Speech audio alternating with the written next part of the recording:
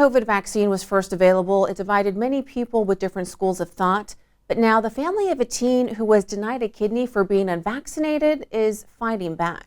The Hicks family adopted Yulia from Ukraine back in 2021. While the 14-year-old had a rough start here in the U.S., tossed around from different households, she was adopted by the Hicks family, where she found a special place.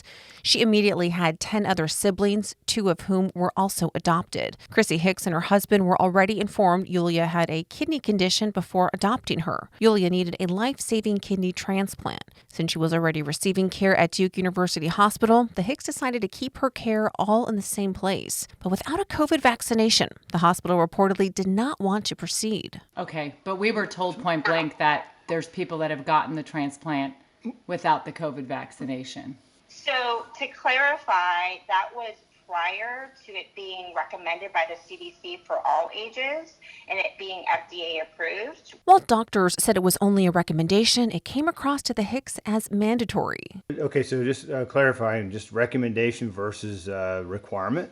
Well, I can't require you to do anything. Sure. I can recommend these things, but if you don't follow our recommendations, then Yulia can't be a transplant candidate here. You know, we say we fight for Ukraine, all this stuff about Ukraine, but there was a Ukrainian in Duke's backyard and they wouldn't save her. After a battle with Duke, Hicks was able to find another hospital to take her daughter in for a transplant without the COVID vaccination. Her story went viral and more than 40 people came forward offering to be a donor. In the end, we got a young man in his 20s. He's from Kentucky. His initials are JJ, but he doesn't want to be known because he said he just wanted it to be about Yulia. Now the Hicks are working to pass Yulia's law. It would prevent others from being denied an organ transplant as a result of their vaccination status. It's really about medical freedom. While it passed in North Carolina's State House, it's been stalled in the Senate. The Hicks are working with the American Constitutional Rights Union to bring the bill to the floor next month.